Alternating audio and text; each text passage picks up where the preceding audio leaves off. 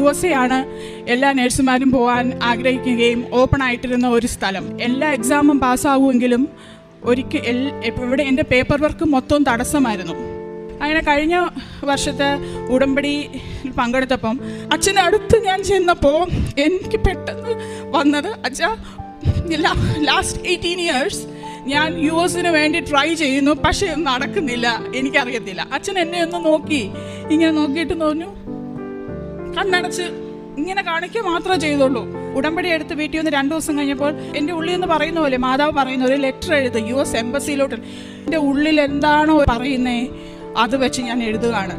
ഞാൻ എൻ്റെ 20 വയസ്സുകളുള്ളപ്പോൾ, ഞാൻ നേഴ്സിംഗ് കഴിഞ്ഞിട്ട് 18-19 years ഉള്ളപ്പോൾ ഞാൻ ട്രൈ ചെയ്ത ഒരു സ്വപ്നമാണ് എൻ്റെ US മൈഗ്രേഷൻ. ഇപ്പോൾ അത് കഴിഞ്ഞു 10 വർഷം കഴിഞ്ഞു, 15 വർഷം കഴിഞ്ഞു, almost 18 years. I M in my early 40s. ഇപ്പോഴും നിങ്ങൾ എന്തുകൊണ്ട് ഇതെനിക്ക് തരുന്നില്ല?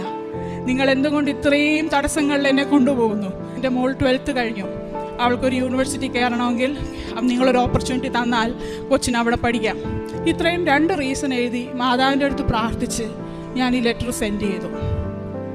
2 ദിവസം കഴിഞ്ഞപ്പോൾ I got the message back. My letter got accepted by the US Embassy. അത് അക്സെപ്റ്റ് ചെയ്യുകയും എനിക്ക് ഇൻ്റർവ്യൂ എത്രയും പെട്ടെന്ന് തരാൻ വേണ്ടിയിട്ട് US എംബസിയിലോട്ട് അവർ എൻ്റെ പേപ്പർ വർക്ക് അയക്കുകയും ചെയ്തു. എനിക്കൊരു ടൈം മെഷീനിൽ കയറിയിരിക്കുന്ന ഫീലായിരുന്നു. പിന്നെ ഓരോ ആഴ്ചകളുടെ വ്യത്യാസത്തിൽ മെഡിക്കൽ വരുന്നു, ഇൻ്റർവ്യൂ വരുന്നു.